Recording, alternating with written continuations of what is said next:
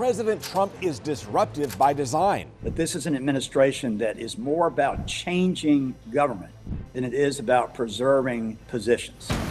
And to see where his second term is heading, we've got to know where we are. Inflation and affordable housing, those are the two things people said over and over. And how we arrived. We don't think about the president as a whole. We just want to think about what he can do for us. See how Trump swept the swing states in a nation divided.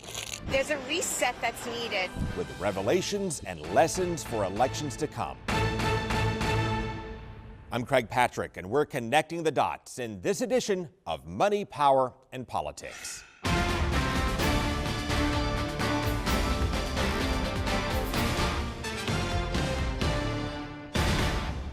President Trump won the 2024 election by energizing people who feel left behind by two things: our economy and our culture. On the economy, when people are in financial distress and they see jobs moving overseas, promises of tax cuts and tariffs will resonate. Oh, when people give me the middle finger, I just go like this. Kim Ferris told us she's working 4 jobs to make ends meet and struggles to get by. Because this year it cost me about $300. And if you're wondering, well, then how can she afford $300 on this? Well, that brings us to our culture and how it makes her feel. Just changing so fast, and I'm from old school that I can't even keep up with it. Versus the way Donald Trump makes her feel. Everybody's together. You're a family. So you're about 1,500 deep in Trump memorabilia. Absolutely. You said you're being squeezed by the high cost of things. Yes. That doesn't squeeze you enough to dial back on the Trump? Not when you believe in something. She believes our economy and our social attitudes have gone astray, from protesters who want to defund the police to the growing use of gender-neutral pronouns to transgender athletes and drag queen story time in schools, as uncommon as that may be. Just the change of the morals. And she believes she's looked down on and talked down to for not embracing it. When I see a guy go into a classroom with nail polish on, it offends me. A man with nail polish offends you, why? To me, it's not normal. And that's where Trump supporters can be highly sensitive when their beliefs are called abnormal. Why Democrats calling Republican beliefs weird may not be the best move to try to win some over when their strategy appeared to revolve around trying to win some over. These guys are just weird. That's who they are. And how attack ads like this can be highly effective. Taxpayer-funded sex changes for prisoners. And especially when the attack goes largely unanswered. Kamala's for they, them. President Trump is for you. Well, if you feel out of step or offended by shifting attitudes and ways of life, and you feel put down for it by Hollywood and progressive politicians and much of the media. I don't hate the guy. I hate the people who vote for him. I think they're stupid. This too will resonate. I am your retribution. I am your retribution. How many bumper stickers you have here? 4, 5, 6, 7, 8, 9, 10, 11. And it's how wearing Trump's shoes and going to his rallies gives Kim something Trump's detractors may not understand. It gives you self-worth. That's why Trump has such a diehard base and why Trump is better at reading an audience and our political climate than his adversaries. Make America great again. And if you think this is all something new, listen to this. Ronald Reagan for president. Let's make America great again. Yeah, that was Reagan's slogan first. Now, there are big differences between Reagan and Trump for sure, but both were media stars, larger-than-life personalities who tapped into conservative culture shock. Here's Reagan on the hippie movement. He had a haircut like Tarzan, he walked like Jane, and smelled like Cheetah. Well, see, Trump used a big part of Reagan's playbook and also a big part of Nixon's playbook. We owe it to the decent and law-abiding citizens of America to take the offensive. Nixon ran on the promise of restoring law and order amid the disturbances and student protests of the 60s that look a little like the college protests of 2024. And Nixon popularized the term silent majority, while Trump the forgotten men and women who resent being frowned upon for their values and beliefs. We help people. were just good people, Christian people. So for those who don't get the appeal of Trump, understanding the common threads that drove Republican landslides for the past 50+ years may help explain how a lot of Trump supporters like Kim Ferriss think today. Who do you think was the best president America ever had? Reagan. Second? Trump. Third? I have to think about Nixon. I haven't heard Lincoln yet. Coming up, we'll explain the Democrats' biggest mistakes, how it all fits a pattern, and the power of words and how we use them. Democrats lost in 2024 because most voters think the nation's heading in the wrong direction. President Biden was unpopular, and Vice President Harris would not or could not escape that. Would you have done something differently than President Biden during the past 4 years? There is not a thing that comes to mind. And President Biden lost support for 3 reasons. 1, he ran on the promise of ending chaos and the deadly and chaotic withdrawal from Afghanistan, followed by chaos at our southern border, undermined that promise. 2, inflation surged on his watch. And 3, Biden and his team struggled to communicate and connect. We finally beat Medicare. Yeah, that one was a doozy, but I mean communication woes for Biden and his team well before an 81-year-old Biden melted down in debate. 80's the new 40, didn't you hear? And that's one of the most important lessons that reeling Democrats can take from their losses in 2024. Democrats need much better communication skills. Words matter. That's the same Achilles heel that burned Democrats 45 years ago. Because in the 1980s, Republicans had Reagan nicknamed the Great Communicator. They called it the Reagan Revolution. Well, I'll accept that. But for me, it always seemed more like the Great Rediscovery. While Democrats had a president whose speeches came across as dour and scolding.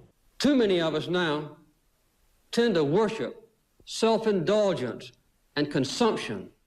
And then a nominee who promised to raise our taxes. The budget will be squeezed. Taxes will go up. And then a nominee who expressed less emotion than Lieutenant Commander Data. If Kitty Dukakis were raped and murdered, would you favor an irrevocable death penalty for the killer?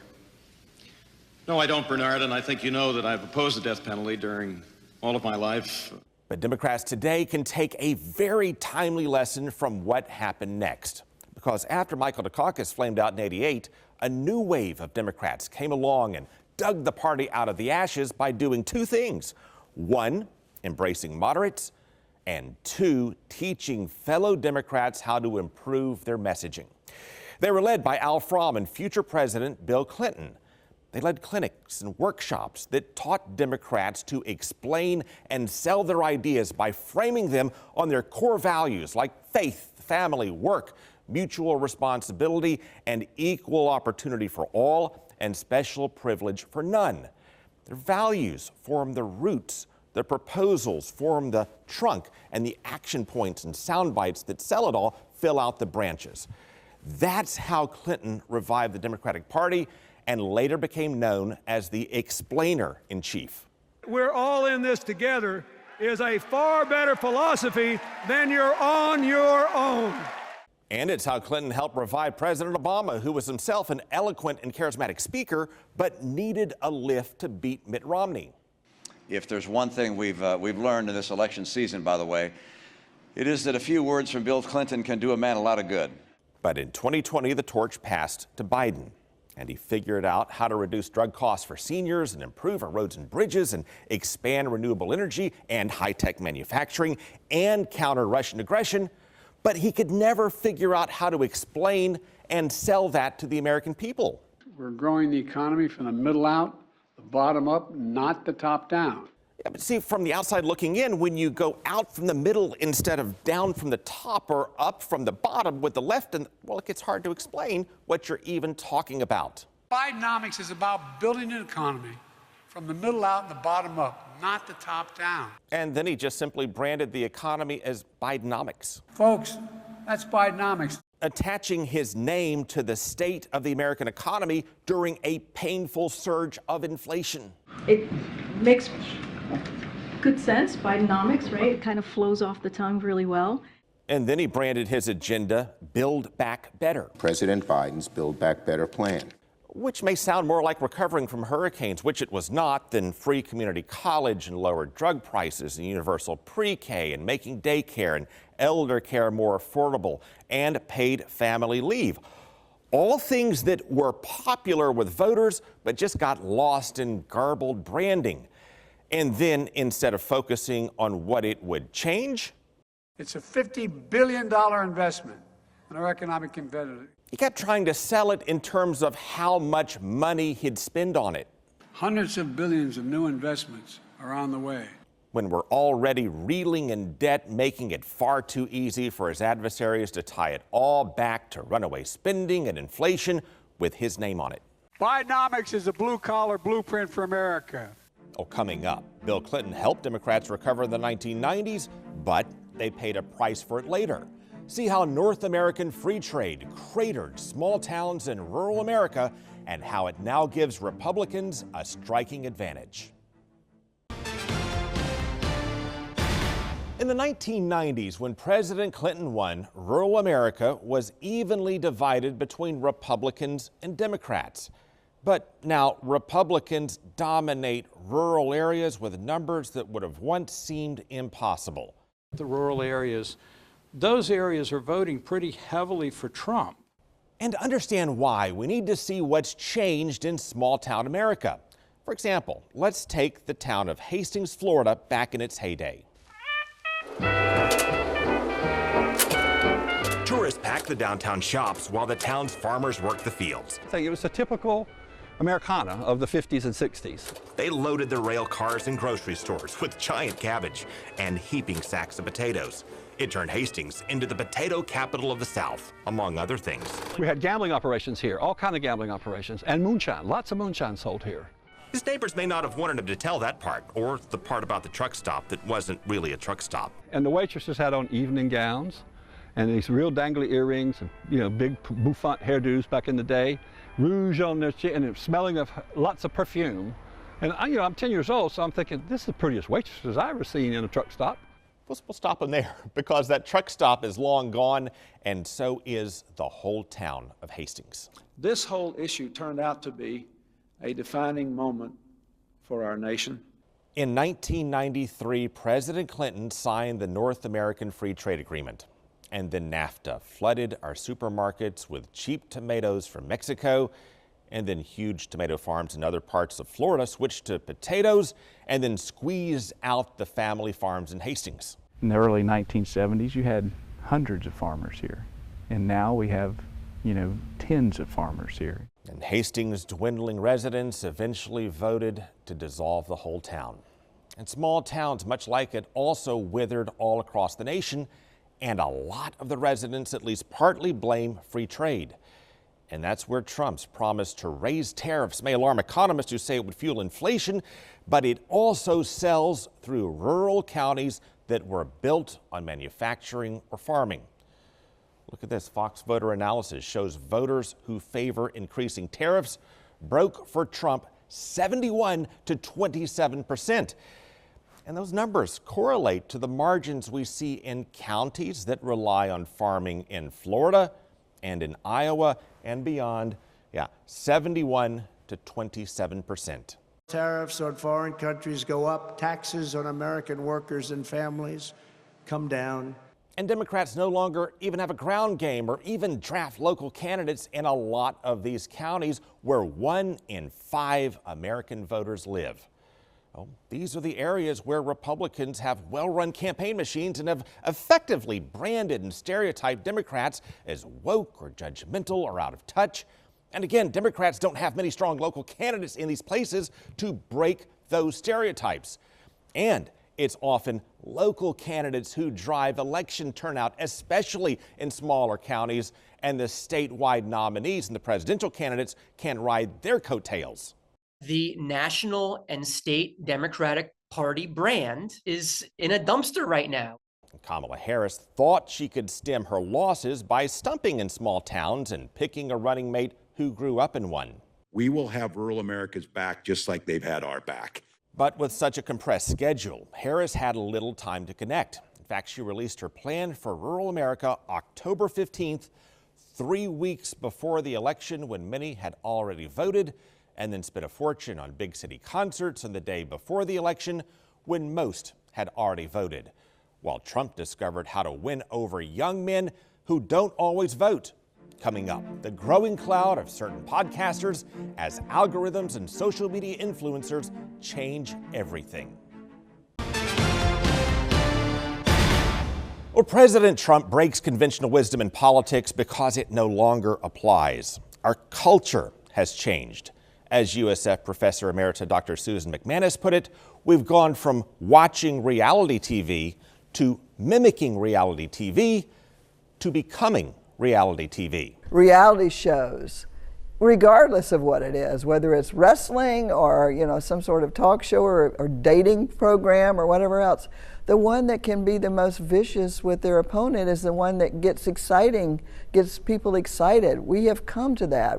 As the media splintered into thousands of sites and channels that tend to focus on either right or left-wing commentary, and as more people rely on social media for their news and information, and the algorithms play up whatever stokes passion and anger and plays down the rest, well, that plays up and normalizes vitriolic language, and it also separates and isolates a lot of people into factions in which they're only exposed to like-minded people.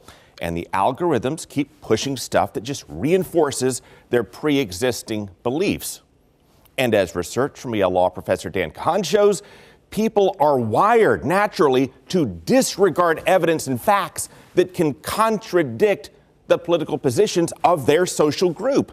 In other words, people will even embrace unfounded positions and ignore evidence that refutes them if they think that taking those positions will maintain their popularity and acceptance within their group. It's not enough to say the other side is wrong and here's why. It's almost an immediate step towards demonizing the other side. They're not just wrong on this issue, they're evil. And successful politicians and podcasters get that. And it's why their online conversations can be rather intense and off-putting at times to the politically correct. And that's how a lot of Democrats may tune out a powerful audience that helped send President Trump back to the White House. They call it low propensity voters, and they've done a phenomenal job. There's a world of gaming, sports, lifestyle, and opinion sites that now has far more reach than legacy media. And they draw a lot of young men who are financially squeezed, with fewer and fewer going to college, getting outpaced by women, in a generation in which single men are less likely or able to buy homes than single women, who may be less inclined to embrace feminist economics and movies that satirize masculinity and the age of patriarchy, and who may be more inclined to say things about that and more that might offend. And they don't like being scolded for it and lectured about toxic masculinity. I would say sexist, self-absorbed, lack of empathy. It produced a tremendous untapped market of persuadable voters until Trump tapped into it and persuaded them by going on a lot of podcasts like the Joe Rogan Experience. Now, Joe Rogan is our nation's most popular podcaster. Edison Research shows his audience is 80% male and the majority are ages 18 to 34. I spoke to this guy for 3 hours. Anyway, it's a great honor to be. Yes, Trump spent 3 hours on Joe Rogan. Now, that in itself should be a teaching moment for any who may think the key to mastering social media is just posting 30-second blips. More than 50 million people watched this 3-hour interview with Trump. To put that in some striking context, on the very same day Rogan hosted Trump, this happened. Cortez delivers. Freeman hits the ball to right field. Freddie Freeman made World Series history with a walk-off grand slam in the most watched World Series in 7 years. That extra inning game lasted 3 hours, 27 minutes. roughly the same amount of time as Trump's conversation with Rogan. I spoke to this guy for 3 hours. Anyway, it's a great honor to be. And in terms of ratings, 15.2 million people watched that riveting Game 1 of the series. Again, while more than 50 million viewed Rogan and Trump. I think it definitely influenced a lot of people's vote, just based on the podcast. Like, you know, that's a younger kind of population that will watch his kind of shows. And Trump's strategy revealed a eureka moment for political consultants, candidates, marketers, and many others, because he found success on platforms that many of his detractors shunned, that don't always focus on politics. In fact, they often don't. But it gave him a way to connect with a very large audience and do some things that his opponents may ridicule, but also go viral in a changing world that gave Trump the last laugh. For a closer look at the data and the shift in support among African American and Latino voters and other reasons for it and much more, check out the Fox Local app. Scroll down to the Money, Power, and Politics shelf, pick your topic and stream away. And tune into Fox 13 every Sunday for our next edition of Money, Power, and Politics. Thank you for watching.